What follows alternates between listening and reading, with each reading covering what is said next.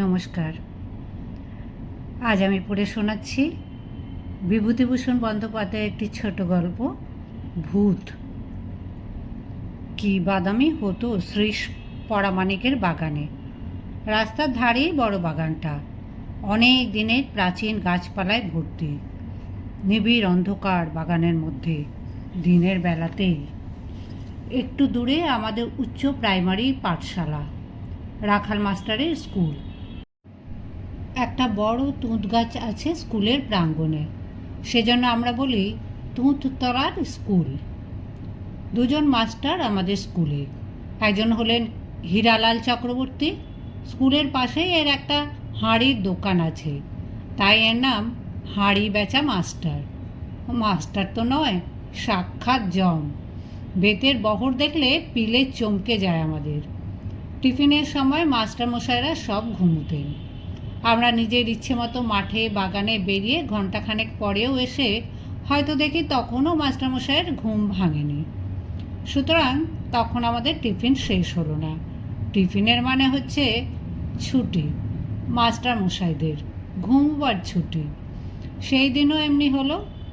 Rail line আমাদের school থেকে অনেক দূরে।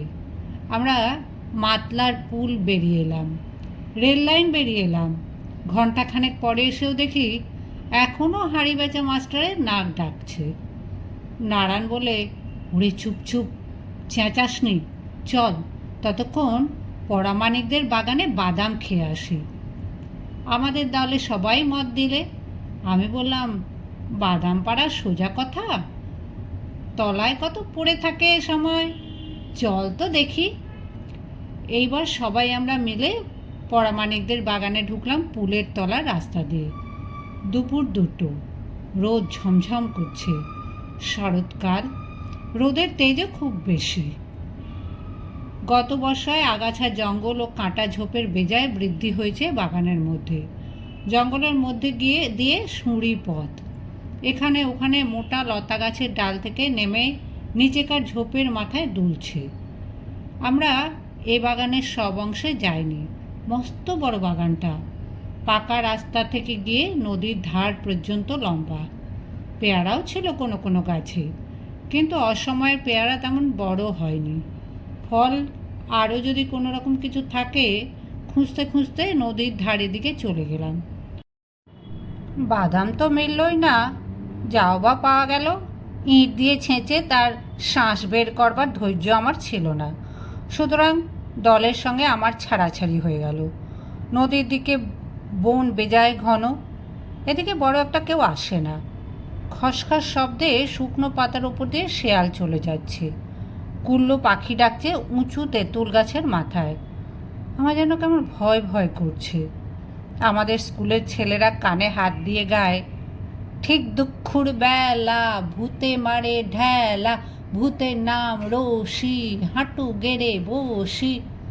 সঙ্গে সঙ্গে তারা অমনি হাঁটু গেড়ে বসে পড়ে। এসব করলে নাকি ভূতের ভয় চলে যায়। আমার সঙ্গে কেউ নেই, ঠিক দুপুরবেলাও বটে। মন্ত্রটা মুখে আওড়ে হাঁটু গেড়ে বসবো, কিন্তু ভূতের নাম হলো রশি হলো কেন? শ্যামও হতে পারত, কালো হতে পারত। নিবারণ হতেই বা আপত্তি কী ছিল? একটা বাঁক ঘুরে বড় একটা বাঁশবন আর নিবিড় ঝোপ তার তলায়। সেখানটায় গিয়ে আমার বুকের ঢিপ ঢিপ যেন হঠাৎ বন্ধ হয়ে গেল। একটা আমড়া গাছের তলায় ঘন ঝোপের মধ্যে আমড়া গাছের গুঁড়ি ঠেস দিয়ে বসে আছে বড় বাঘদিনী। ভালো করে উঁকি মেরে দেখলাম, হ্যাঁ ঠিক বড় বাঘদিনীই বটে। সর্বনাশ, সে যে মরে গিয়েছে। বড় বাঘদিনীর বাড়ি আমাদের গাঁয়ের গোঁসাই পাড়ায়। অশ্বত্থতলার মাঠে একখানা দোচালা কুঁড়ে ঘরে সে থাকতো। কেউ ছিল না তার। পালমশাই বাড়ি ঝিগিরি করতো অনেক দিন থেকে। তারপর তার জ্বর হয় এই পর্যন্ত জানি। একদিন তাকে আর ঘরে দেখা যায় না, মাস 2 আগের কথা। একটা স্ত্রীলোকের মৃতদেহ পাওয়া গেল বাঁওড়ের ধারে বাঁশবনে। শেয়াল কুকুরে তাকে খেয়ে ফেলেছে অনেকটা। সেই রকমই কালো রোগামতো দেহটা, বড় বাঘদিনেরই মতো। সকলে বললে জ্বরের ঘোরে বাঁওড়ে জল তুলতে গিয়ে বড় মরেছে। সেই বড় বাগদিনে আমড়া গাছে গুঁড়ি ঠেস দিয়ে দিব্যি বসে। আমি এক ছুটে বন বাগান ভেঙে দিলাম ছুট পাকা রাস্তার দিকে। যখন বাদামতলার দলের মধ্যে এসে পৌঁছলাম তখন আমার গা ঠকঠক করে কাঁপছে। ছেলেরা বললে, কি হয়েছে রে, অমন করছিস কেন? আমি বললাম, ভূত। কোথায় রে? সে কি? দূর, বড় বাগদিনে বসে আছে ঝোপের মধ্যে আমড়া তলায়, সেই নদীর ধারের দিকে স্পষ্ট বসে আছে দেখলাম। সে কি রে, তা কখনো হয়? নিজের চোখে দেখলাম, একেবারে স্পষ্ট বড় বাগদিনে। দূর, চল তো যাই, দেখি কেমন। তোর মিথ্যে কথা। সবাই মিলে যেতে উদ্যত হলো, কিন্তু সেই সময় দলের চাই নিমাইকলু বলে, না ভাই, ওর কথা বিশ্বাস করে অত দূর গিয়ে স্কুলে ফিরতে বড্ড দেরি হয়ে যাবে। এতক্ষণ মাস্টারদের ঘুম ভেঙেছে। হাড়ি বেচা মাস্টারের বেতের বহর জানো তো, সে ঠেলা সামলাবে কে?